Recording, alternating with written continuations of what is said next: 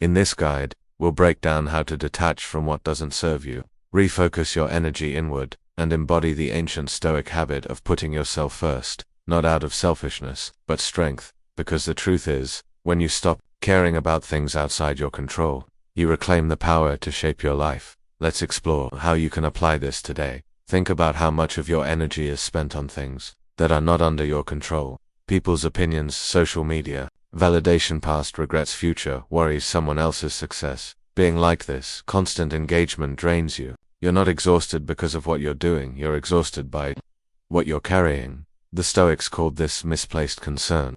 Epictetus said, some things are up to us, and some things are not, and it's the failure to see the difference that causes suffering.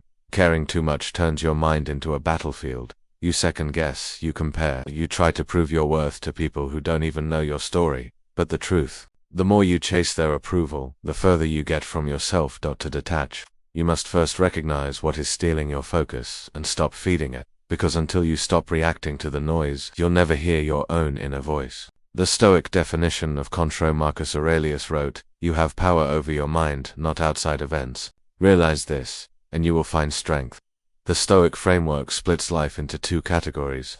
What you can control, your thoughts, your choices, your actions, your habits, your attitude. What you can't control, other people. Like comes external events, the past, the future. Most anxiety comes from confusing these two. You think you can control how someone perceives you. You can't. You think worrying about tomorrow changes it. It does. In single quotes. The key to peace is radical acceptance. Let go of what isn't yours. Take full ownership of what is. That's what detachment means in Stoicism. Not apathy, but focus.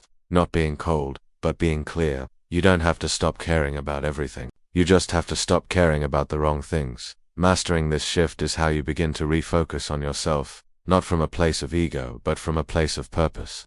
Daily practices for detachment. Detachment is not a one-time mindset. It's a daily discipline. Here are Stoic habits to help you train that muscle.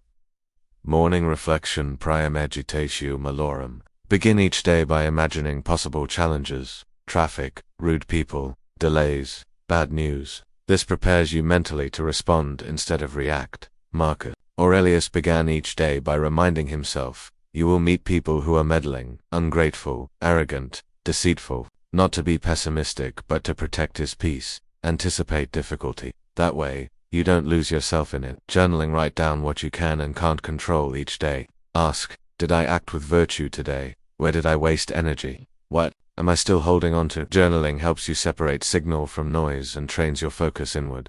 Voluntary discomfort. Practice doing difficult things. Take a cold shower, fast for a few hours, go without your phone. Seneca said, set aside a number of days, and practice poverty. This builds inner strength and makes you less dependent on comfort and validation. Digital detachment. Stop scrolling mindlessly. Social media thrives on your emotional investment. Learn to observe without reacting. Ask, is this information helping me grow or distracting me from myself?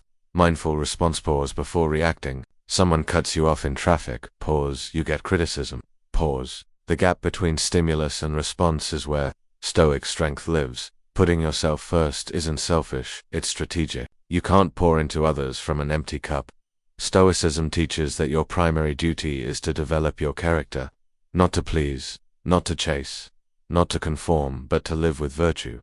That means making time for your goals, your health, your self-respect, your principles. It means saying no to things that drain you, even if others don't understand. It means choosing solitude over shallow company. It means being okay with being misunderstood, because your clarity doesn't need their confirmation. Putting yourself first is about alignment, making sure your life reflects your values, not someone else's expectations. A Stoic doesn't seek approval, they seek excellence. So ask yourself, am I living by my standards or someone else's?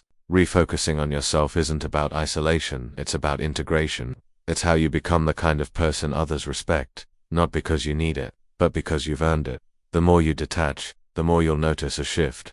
Mental clarity. Your mind becomes less cluttered. You stop ruminating. You start seeing things as they are, not as your emotions distort them. Emotional stability. When you stop reacting to everything, you conserve energy. You become the calm in the chaos, not the chaos itself.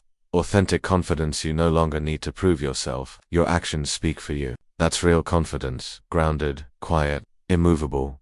freedom from approval. You realize most people are too busy thinking about themselves to truly judge you.